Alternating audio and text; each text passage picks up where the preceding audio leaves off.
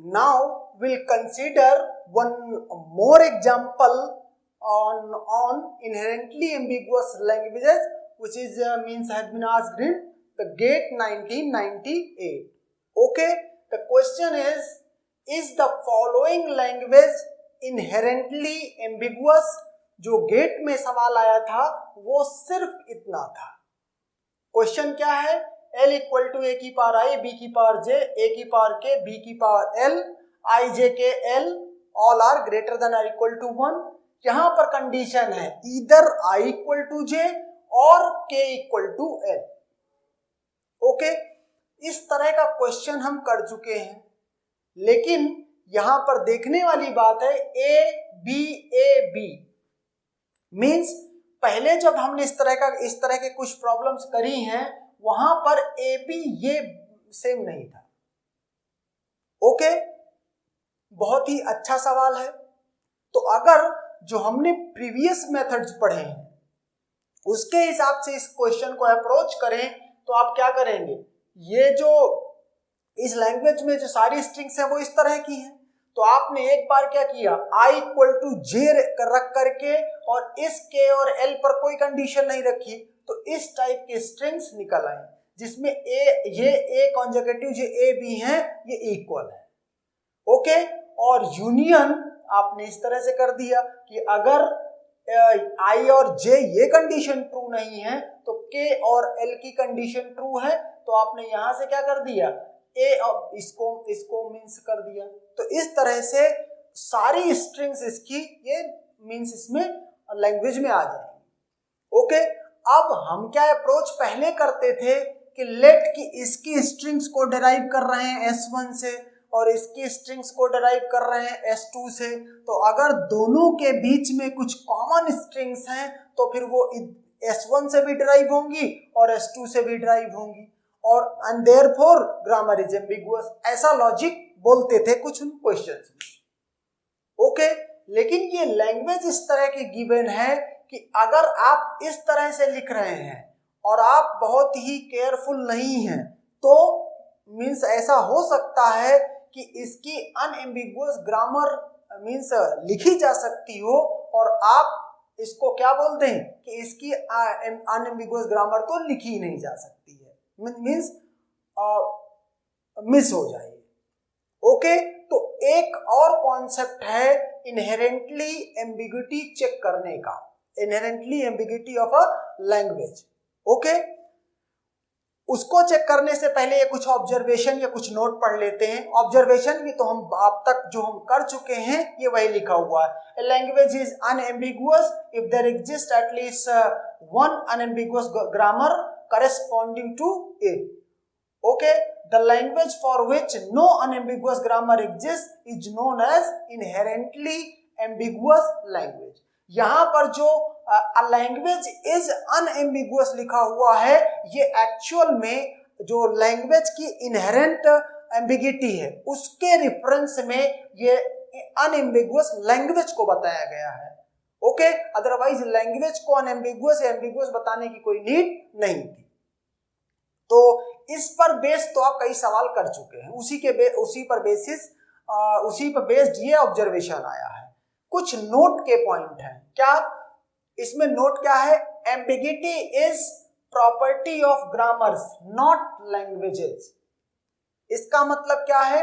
वैसे इसको मैं ऑलरेडी बोल चुका हूं कि इस पॉइंट के बारे में, तो लेकिन फिर से एक बार इसको समझ लेते हैं। इसका मतलब क्या है? Ambiguity is property of grammars not languages.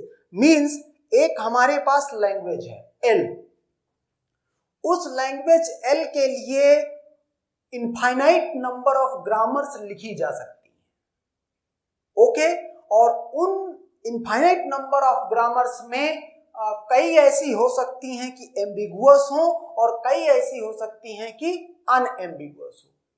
Okay, लेकिन लैंग्वेज एक ही है, तो इसीलिए कह रहा है ambiguity is property of grammars. Grammar ambiguous हो सकती है, अनएम्बिगुअस हो सकती हैं, लैंग्वेज नहीं। ओके, हाँ, लैंग्वेज में जब कॉन्सेप्ट आएगा एम्बिगिटी का तो फिर इनहेरेंट एम्बिगिटी का टर्म आएगा। नेक्स्ट जो नोट है उसी की हेल्प से ये सवाल क्वेश्चन हमारा गेट का सॉल्व होगा। एक तो था कि ग्रामर आप एक लैंग्वेज के लिए अनएम्बिगुअस ग्रामर लिख पाओ तो लिख दो, अगर पॉसिबल है तो लिख दो, और इसी बेसिस पे बोल दो कि the given language is not inherent ambiguous language. लेकिन अगर आप ये कर पाने में सक्षम नहीं हैं, then you may use this concept. What this concept is saying, if a language is deterministic then it can never be inherently ambiguous। Means अगर एक डिटर्मिनिस्टिक लैंग्वेज है तो वो कभी भी इनहेरेंटली एम्बिगुअस लैंग्वेज नहीं हो सकती है। और डिटर्मिनिस्टिक लैंग्वेज का डिटर्मिनिस्टिक का मतलब क्या है, जैसे रेगुलर लैंग्वेज है, जैसे डिटर्मिनिस्टिक कॉन्टेक्स्ट फ्री लैंग्वेज है, तो ये कभी भी इनहेरेंटली एम्बिगुअस लैंग्वेज नहीं हो सकती हैं। Means at least one unambiguous grammar इनके लिए मिल ही जाएगी। Okay, but if a language is not deterministic then it may और may not be inherently ambiguous. Means अगर कोई लैंग्वेज डिटर्मिनिस्टिक नहीं है, मीन्स वो नॉन डिटर्मिनिस्टिक है, तो फिर वो इनहेरेंट एम्बिगुअस हो भी सकती है और नहीं भी हो सकती है। ओके, उसके विषय में कोई बहुत ज्यादा कंक्लूजन नहीं दिया जा सकता। Okay, good. So now I am just going to use this concept on this question. Okay, तो अब ये इसका यूज तो हम कर नहीं रहे हैं, लेकिन फिर भी अभी अपने सवाल सॉल्व करने के लिए इसको यूज करेंगे। अगर वैसे तो डिटर्मिनिज्म चेक करना ये थ्योरी ऑफ ऑटोमेटा का पार्ट है। मीन्स जैसे आप कॉन्टेक्स्ट फ्री लैंग्वेजेस पढ़ेंगे तो वहां पर डिटर्मिनिस्टिक या नॉन डिटर्मिनिस्टिक की बात होती है। फाइनाइट ऑटोमेटा पढ़ेंगे तो वहां पर डिटर्मिनिस्टिक फाइनाइट ऑटोमेटा और नॉन डिटर्मिनिस्टिक फाइनाइट ऑटोमेटा की बात होती है। ओके, नॉन डिटर्मिनिज्म क्या है, किसी स्टेट पर हैं और एक इनपुट पढ़ने के बाद हमको किसी दूसरी स्टेट पे जाने का ऑप्शन है, लेकिन सिर्फ एक ही ऑप्शन है, there is no choice. Non determinism हमारे पास चॉइसेस है। ओके, तो यहां पर अभी हम ज्यादा मींस चूंकि हम नहीं जानते हैं कि how to detect whether given language is regular language और कॉन्टेक्स्ट फ्री लैंग्वेज और डिटर्मिनिस्टिक कॉन्टेक्स्ट फ्री लैंग्वेज, ये हमें अभी नहीं पता है, तो अभी हम सिंपली कॉन्सेप्ट को समझने की कोशिश करेंगे। जो ये लैंग्वेज है इसमें हमको क्या चेक करना है, या तो ये ए बिगिनिंग में आई और जे है जो, या तो ये ए और बी टोटल नंबर ऑफ जो एज हो followed by total number of बीज हो इक्वल हो, या तो ये चीज ट्रू हो जाए, और या तो अगर ये पहली चीज ट्रू हो गई मींस इस तरह की अगर बात बनती है तो स्ट्रिंग एक्सेप्ट हो जाए। ओके, अगर ये पहली वाली चीज आई जे ये सेम नहीं है तो फिर ये चीज ए और बी सेम हो जाए, और स्ट्रिंग अगर ये दोनों सेम हो गए ए और बी तो स्ट्रिंग एक्सेप्ट हो जाए। ओके, तो हम क्या इसमें ये एक तरह की डिटर्मिनिस्टिक सीएफएल है, डिटर्मिनिस्टिक कॉन्टेक्स्ट फ्री लैंग्वेज है ये।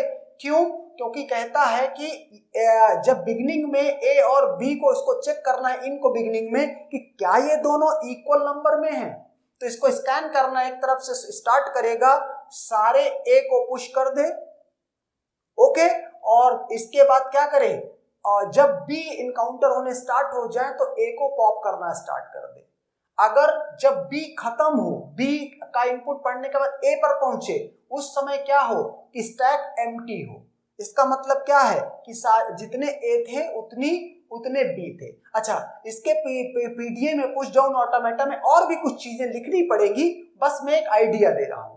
तो यहां से हुआ क्या कि यहां तक पहुंचने पे क्या हुआ, या तो ये हो गया था कि ए और बी इक्वल है, और अगर इक्वल है तो एक्सेप्ट कर देना, डिटर्मिनिस्टिक है। अगर इक्वल नहीं है तो क्या करना है, यहां से पढ़ना स्टार्ट कर दो, और अब क्या चेक करो कि क्या ये लास्ट वाले ए और बी ये दोनों मींस इक्वल हैं। अगर ऐसा है तो मींस एक्सेप्ट होना चाहिए। ओके, तो चूंकि नॉन डिटर्मिनिज्म कब होता, नॉन डिटर्मिनिज्म तब होता कि आप यहां पहुंच गए हैं या आप यहां पहुंच गए हैं और अभी आपको क्या हो रहा है, आप डिसाइड नहीं कर पा रहे हैं, आपको फिर से यहां से स्टार्ट करना पड़ रहा है। जैसे यहां से पढ़ते हुए यहां तक पहुंच गए और यहां से पहुंचने के बाद डिसाइड नहीं हो पा रहा है कि अब क्या ऑपरेशन परफॉर्म होना चाहिए, तो वो बिगिनिंग में फिर से आके फिर से परफॉर्म करता, दूसरी चॉइसेस लेता। यहां पर ऐसा कुछ नहीं है, काउंटिंग करनी है सिंपली, इसमें से ए और बी इक्वल होना चाहिए, अगर इक्वल हुए तो एक्सेप्ट और नहीं इक्वल हुए तो रिजेक्ट। ओके, तो अगर ये इक्वल नहीं हुए तो उस केस में क्या करना है, आगे बढ़ जाना है, इनको चेक करना है कि क्या ये दोनों नंबर में इक्वल हैं, काउंट दोनों का इक्वल है, अगर दोनों का इक्वल है तो एक्सेप्ट हो जाना। And therefore this language is deterministic CFL, and चूंकि ये डिटरमिनिस्टिक CFL है तो based on this note it can never be inherently ambiguous language. Okay, and that's done.